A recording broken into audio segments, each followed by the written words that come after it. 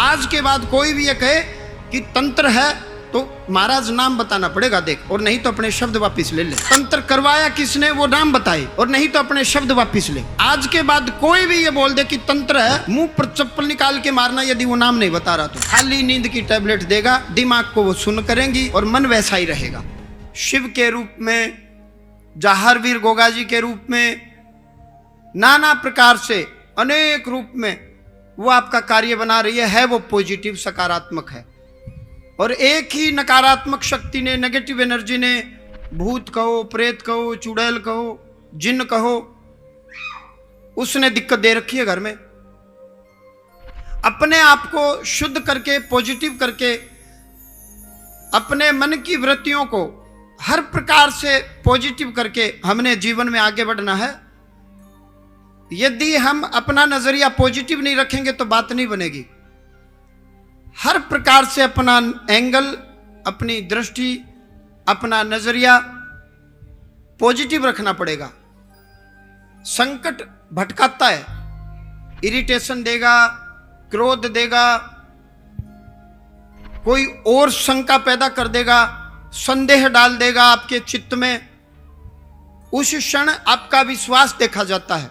हनुमान जी जब बूटी लाने गए, रास्ते में हनुमान जी भी क्षण भर के लिए भेष को देख करके भ्रमित हो गए। भेष, उन्होंने कहा कि मैं गुरु मंत्र दूंगा, स्नान करके आओ, मैं देख रहा हूं राम रावण का युद्ध चल रहा है, लक्ष्मण को शक्ति लगी, तू बूटी लेने आया, मैं पल भर में, क्षण भर में तुझे वहां पहुंचा दूंगा और वहां से पुनः युद्ध भूमि में पहुंचा दूंगा।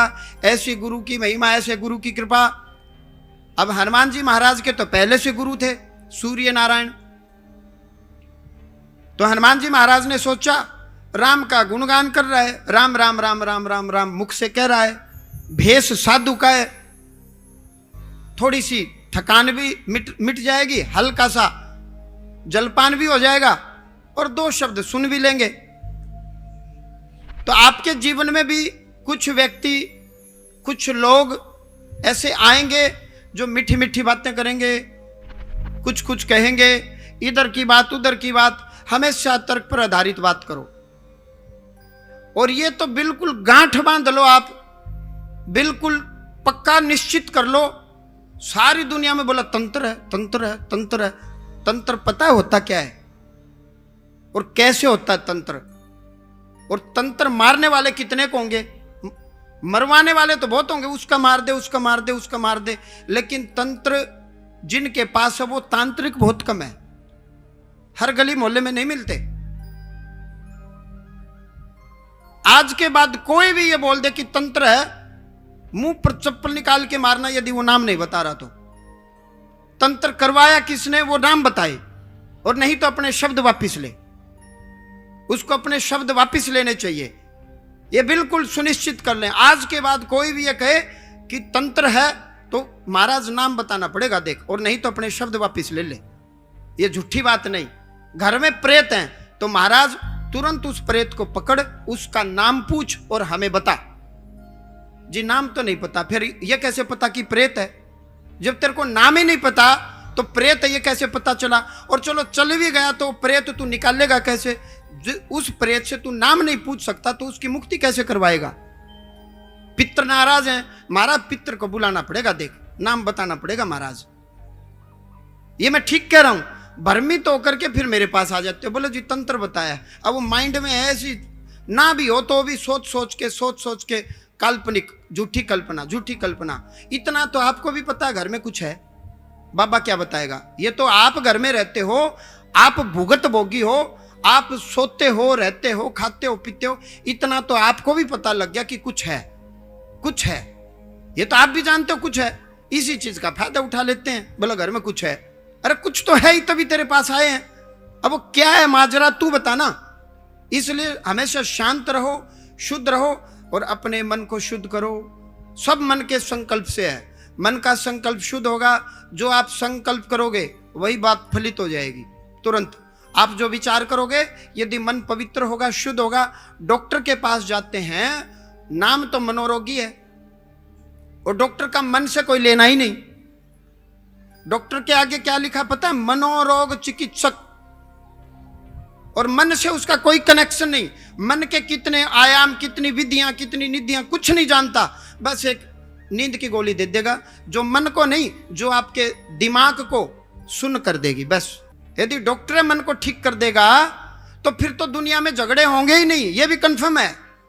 फिर तलाक होने के ही नहीं, फिर विवाद होगा ही नहीं, क्योंकि विवाद का असली कारण ही मन है। तो डॉक्टर नाम मनोरोग चिकित्सक लिखना तो चाहिए कि दिमाग का चिकित्सक, माइंड का चिकित्सक। नाम मनोरोग और मन से कोई लेना ही नहीं। खाली नींद की टैबलेट देगा, दिमाग को वो सुन करेंगी और मन वैसा ही रहेगा।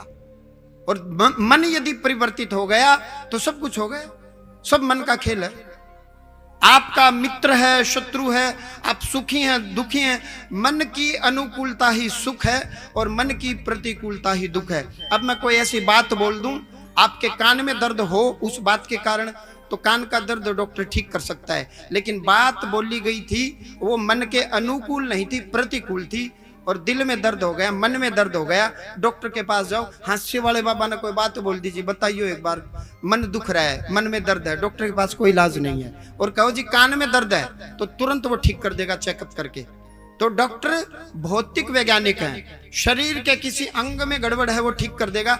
शरीर के भीतर जो मन है और मन के भीतर जो वृत्तियां हैं, जो स्मृतियां हैं, नाना प्रकार की जो स्मृतियां हैं, जो सोपन के माध्यम से प्रकट होती हैं, वो स्मृतियां ठीक करना डॉक्टर के बस की बात नहीं है। मतलब ही नहीं है। ये स्मृतियां हैं, ये खेल रहे, वो खेल रहे, वो बोल रहे, वो चिल्ला रहे, ये सब मन की स्मृतियां हैं। हमारे मन को अन्य अन्य किसी ने पकड़ लिया। जैसे उधर ये पियानो बजता है, ढोलक बजता है, पैड बजता है, फिर सिंगर गाता है, सारे जुड़ते चले गए, जुड़ते चले गए।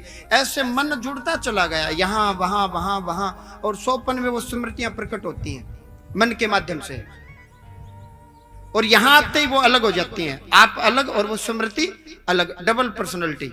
फिर वो पता लगता है ये तो घर में तो लगता था ये स्वयं कर रहा है, ये तो नहीं कर रहा, ये तो करने वाली कोई और ऊर्जा, कोई बाहरी एनर्जी है,